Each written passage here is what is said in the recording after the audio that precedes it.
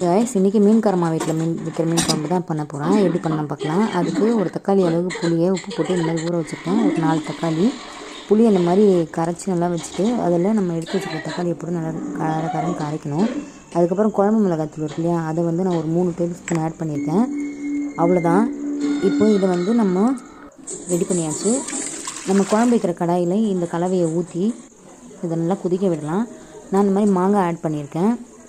மாங்காய் போட்டு ஒரு 5 நிமிஷத்துக்கு அப்புறமா நம்ம க்ளீன் பண்ணி வச்சுருக்க மீனையும் அந்த மாதிரி போட்டு ஒரு 5 நிமிஷத்துக்கு அப்புறம் நம்ம குழம்ப நிறுத்திடலாம். மொத்தமே ஒரு 15லேருந்து 20 நிமிஷம் தான் ஆகும். இப்போ வந்து ஒரு கடாயில் எண்ணெய் ஊற்றி அந்த எண்ணெய் நல்லா காஞ்ச பிறகு அதில் கடுகு, வெந்தயம், கொஞ்சம் ஜீரகம் எல்லாம் போட்டு நல்லா பொரிஞ்சதுக்கப்புறமா நான் வந்து சின்ன வெங்காயம் இன்றைக்கி ஆட் பண்ணியிருக்கேன். சின்ன வெங்காயம், கருவேப்பிலை, கொத்தமல்லி எல்லாத்தையும் பூண்டு ஒரு 10 பல்லு தட்டி போட்டிருக்கேன். எல்லாத்தையும் போட்டு இந்த மாதிரி நல்லா வதக்கிடணும். வதக்கிட்டு நம்ம ரெடி பண்ணி வச்சுருக்க குழம்புல இதை ஊற்றிட்டா